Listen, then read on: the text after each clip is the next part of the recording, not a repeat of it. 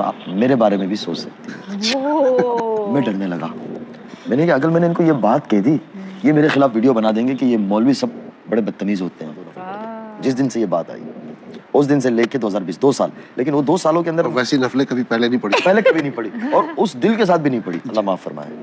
वो कहते हैं ना अल्लाह के लिए दुनिया भी मांगते अल्लाह दे देंगे। सना खान एक बॉलीवुड एक्ट्रेस जिन्होंने दीन की दावत को कबूल कर लिया, इस्लाम के रास्ते पर चलना मंजूर कर लिया और मुफ्ती साहब अनस जी से शादी कर ली। तो उनके शादी से पहले की स्टोरी क्या आप सुनना चाहेंगे मेरे साथ बैठ करके? क्योंकि मुझे उनकी लाइफ स्टोरी में बेहद इंटरेस्ट आता है। सीन कुछ वीडियोस उनके तबलीग के। असलियत में सना खान जी बॉलीवुड की वो जो डार्क इंडस्ट्री है उसको छोड़ करके अल्लाह सुब्हान व तआला की दी हुई रोशन जिंदगी के अंदर कदम रख चुकी हैं, जो कि हम सब के लिए एक बहुत ही इंस्पायर करने वाली बात है।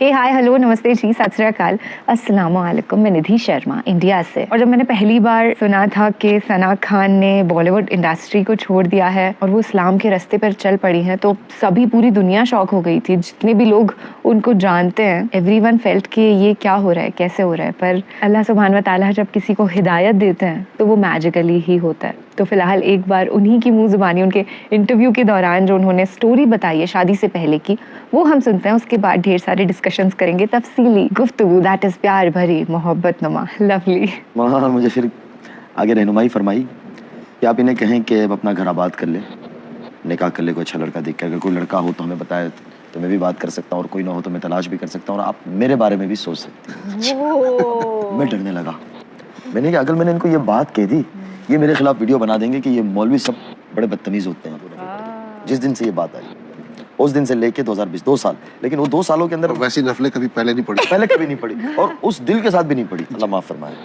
वो कहते हैं ना अल्लाह के लिए दुनिया भी मांगते अल्लाह दे देंगे। के बाद जब कोरोना पहली दफ़ा खुलने लगा तो हमारे यहाँ से जब ऐलान हुआ हुकूमत की तरफ से, तो मैंने इन्हें कहा कि कोई बात नहीं भी आप काम करें और थोड़ा सा। He was the one who was telling me, हमारी बातचीत हो चुकी, don't leave anything now। खत्म हो तो फिर मैं थोड़ी सी सुनाता हूँ। तो हमारे जो नाजरीन देख रहे हैं उनमें जिनकी शादियाँ नहीं हुई उनको बड़ी हिम्मत होगी लड़कों को। तो मैं ये कहा करता हूँ कि मुझे अल्लाह ताला ने सनत दे दी ना, तो अगर कोई किसी भी लड़की का इरादा रखे ना, अल्लाह से मांगता रहे, कोशिश करता रहे, तो पूरा हो जाता है, निकाह हो ही जाता है आगे। तो एक इनको कॉन्ट्रैक्ट आया कि भाई ये बातें तो 20-30 साल पहले हमारे सामने आनी चाहिए। जी जी जी।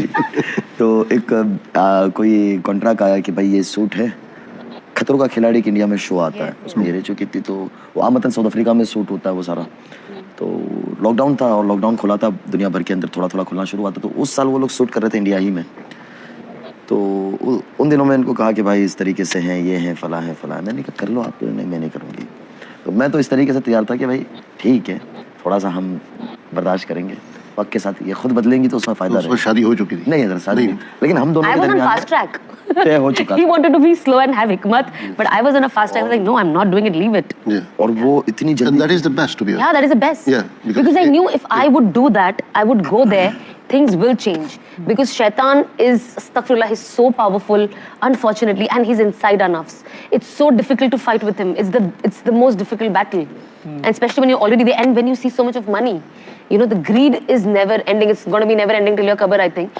But you know, that is when I was like, I am nowhere doing it। I know there's a lot of money involved and I'm getting whatever I'm quoting, but I knew that I don't want to do it at all।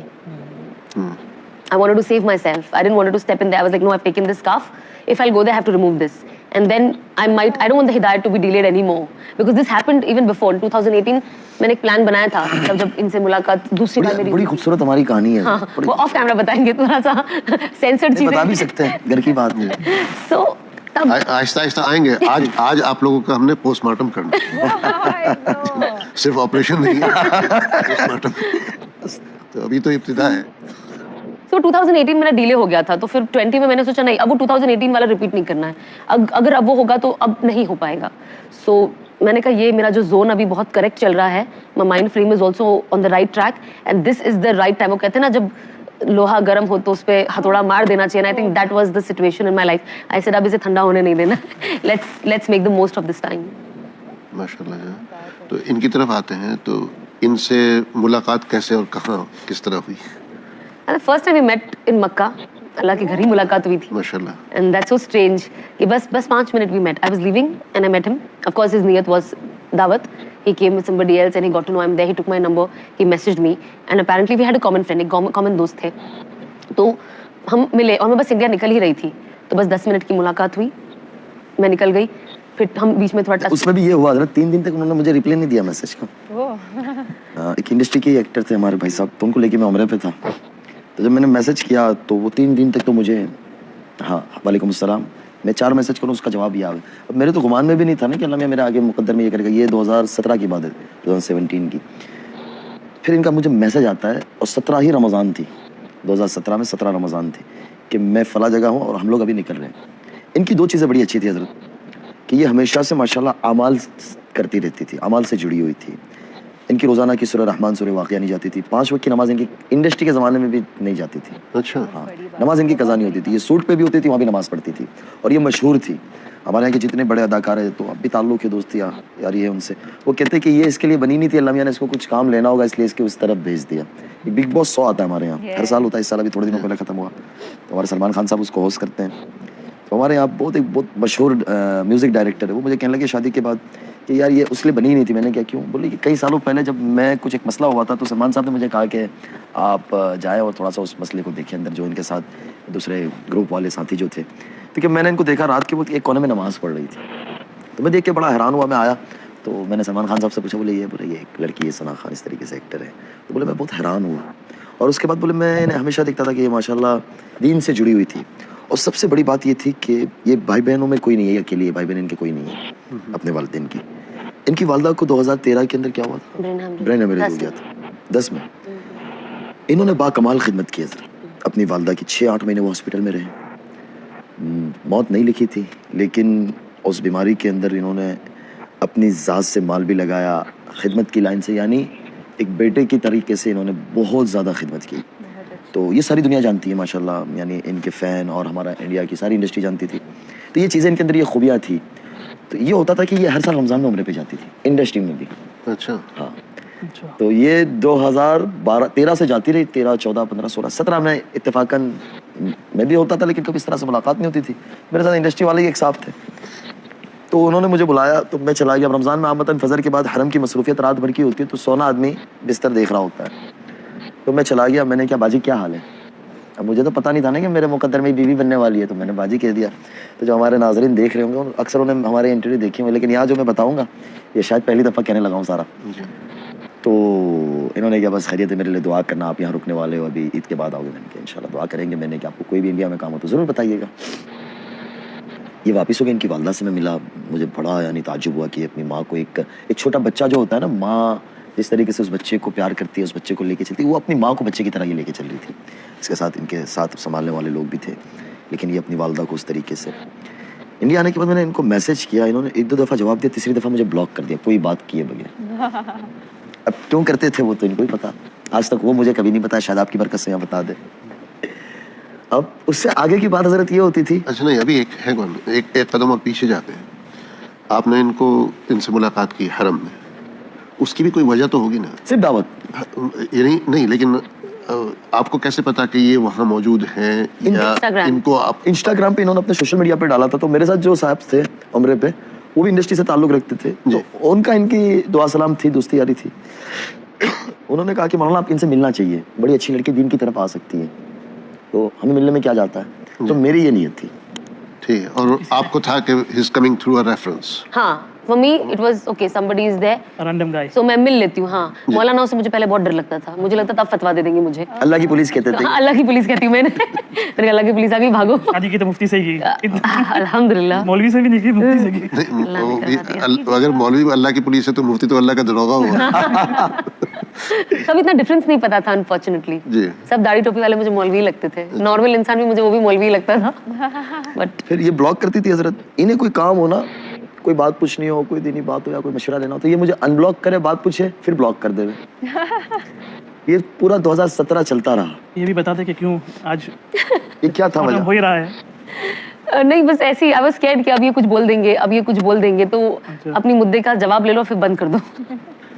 तो 2018 के मौके पे हजरत हज नहीं, लेकिन block करने से पहले अगर किसी से मतलब बातचीत चल रही है, चाहे वो मतलब ही नहीं एक उस्ताद या मौलवी की शक्ल में जो भी है, तो उसको कम से कम बताना तो चाहिए कि भाई प्लीज डोंट कांटेक्ट मी, यानी वो। हाँ, मुझे वो बोलने बुरा लगता था, फिर ब्लॉक करना बुरा नहीं लगा। ब्लॉक वो इस तरह करते थे कि जैसे अभी बात पूछी है, शाम का वक्त है, میں نے جواب دے دیا, انہوں نے جزاک اللہ بہت شکریہ. اس کے بعد جب اگلی دفعہ میں ان کا نمبر کھولوں تو میں بلاک ہوں. اب وہ کس ٹائم پہ میں بلاک ہوتا تھا مجھے نہیں پتا, فوری ہو جاتا تھا یا رات میں ہوتا تھا یا صبح ہوتا تھا, وہ نہیں پتا ہوتا تھا مجھے. کچھ اس پہ ان کا مسئلہ حل کریں. جی جی میں نے بول دیا ان کو, مجھے وہ آج ڈر تک تھا. مجھے اس کا جواب صحیح ملا ہی نہیں ہے جس سے میں مطمئن ہو جاؤں. 2018 کے موقع پہ حضرت میں حج پہ تھا, اللہ حرمین بہت لے جاتا تھا الحمدللہ پہلے سے ہی. تو حج کے موقع پہ ہمارے ایک بزرگ ہیں ماتاری جون صاحب, میں نے ان کو کہا, میں نے کیا ایک لڑکی ہے, تو آنٹی مولانا کے گھر میں سے جانتے تھے ان کو کہ ہاں وہ اسنیپ چیٹ وغیرہ پہ رکھتے رہتے ہیں کافی, انسٹاگرام وغیرہ کے اوپر. تو ماں کا میری بات کراؤ ان سے. تو میں نے ماں کا کوئی آیا ان کا کوئی ابھی آخری کوئی مووی, میں نے کیا تھا کافی کرتی رہتی ہے. تو ان دنوں میں ان کی ایک ویب سیریز آئی تھی زندہ باد کے نام سے, تو اس میں یہ کوئی افسر بنی ہوئی تھی, تو بندے بڑے پٹ رہی ہے اس کا, اس طرح سے سوٹا. میں نے کچھ چیزیں دکھائی, میں نے ان کو میسج کیا کہ مولانا آپ سے بات کرنا چاہ رہے ہیں. تو ان کا 2-3 گھنٹے کے بعد جواب آیا, جی جی یس. میں نے کہا میں آنے سے مجھے ان بلاک کرو. وہ نمبر بھی بلاک. میں نے کیا یا اللہ خیر ہے. میں نے کیا, میرے ساتھ ایک دوست تھا, میں نے کہا آپ کے پاس واٹس ایپ نمبر ہے نا سعودیہ کا, وہ مجھے دے دے پھر آپ لے لینا. میں نے ایک مولانا سے ویڈیو بنوایا, میں نے ان کو بھروسہ تو ہو کہ میں بندہ صحیح ہوں. اب ابھی تک کوئی تصور میں نہ نکاح تھی نہ شادی تھی, کیونکہ ہم لوگ سیدھے سادھے مولوی لوگ. تو یہاں بتاتا ہوا تک میں تو میں نے وہ ویڈیو بنوائی, بھیجا ان کو, تو ان کو لگا کہ ہاں بندہ صحیح ہے. انہوں نے کہا کہ جی بات کرائیں, بات کریں. ان کو بندہ صحیح نہیں لگا ہوگا, بندہ ہاں بات صحیح کر رہا ہے. بات صحیح کر رہا ہے, یہ بات بھی آپ کی اور بندہ صحیح ہونے میں دونوں میں جی فرق جی. ہے. تو بات جب کرائی تو مولانا کہا کہ بیٹی کیا حال ہے, میں آپ سے ملنا چاہتا ہوں. انہوں نے کہا کہ مولانا میں تو انڈیا میں ہوتی ہوں.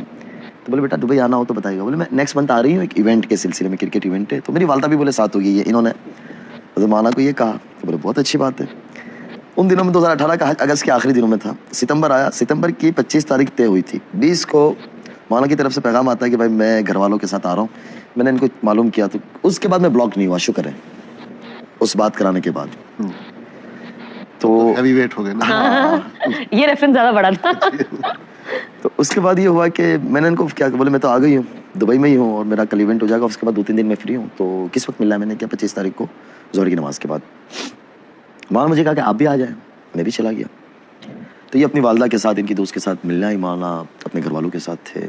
تو مولانا اس کو ملے, بڑی ہنسی مذاق 2-2.5 گھنٹے ہو گیا, ہنسی مذاق ساری چیزیں ہوتی رہی. ہم لوگ ساتھ ہی باہر بیٹھے رہے دوسرے کمرے میں, اور مولانا نے ان کو کچھ ہدیہ وغیرہ دیا.